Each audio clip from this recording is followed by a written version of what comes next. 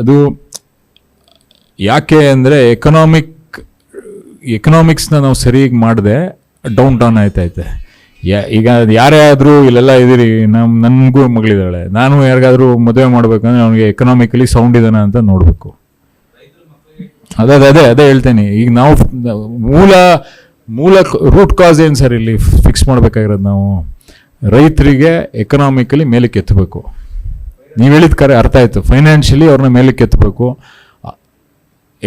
ವ್ಯವಸಾಯನೂ ಒಂದು ಒಳ್ಳೆಯ ಉದ್ಯೋಗ ಅನ್ನೋದನ್ನು ನಾವು ಬರೆಸ್ಕೋಬೇಕು. ಈಗೇನಂದರೆ ವ್ಯವಸಾಯ ಮಾಡ್ತಾವನಂದರೆ ಬೇಡ ಕಣಪ್ಪ ಅಂತ ಆ ಮನಸ್ಥಿತಿಗೆ ಎಲ್ಲರಿಗೂ ಬಂದ್ಬಿಟ್ಟಿದೆ. ಸೊ ಅದನ್ನು ಬರೆಸ್ಬೇಕಾಗಿರೋಂಥದ್ದು ಎಲ್ಲರ ಜವಾಬ್ದಾರಿನೂ ಇದೆ. ಅದನ್ನು ಬರೆಸಿದ್ರೆ ಈ ಪ್ರಾಬ್ಲಮ್ಸ್ ಸಾಲ್ವ್ ಆಗುತ್ತೆ.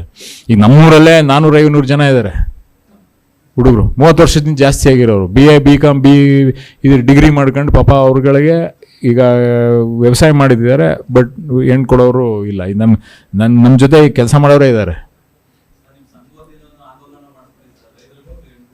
ಅಲ್ಲಲ್ಲ ಈಗ ಏನೇ ಆಂದೋಲನ ಮಾಡಿಸ್ಬೋದು ಸರ್. ಈಗ ತಂದೆ ತಾಯಿಗಳು ನೋಡ್ಬೇಕಾದ್ರೆ ಏನು ನೋಡ್ತಾರೆ ಹೇಳಿ? ಅಲ್ಲ, ತಂದೆ ತಾಯಿಗಳು ನೋಡ್ಬೇಕಾದ್ರೆ ಏನು ಮಾಡ್ತಾರೆ ಹೇಳಿ?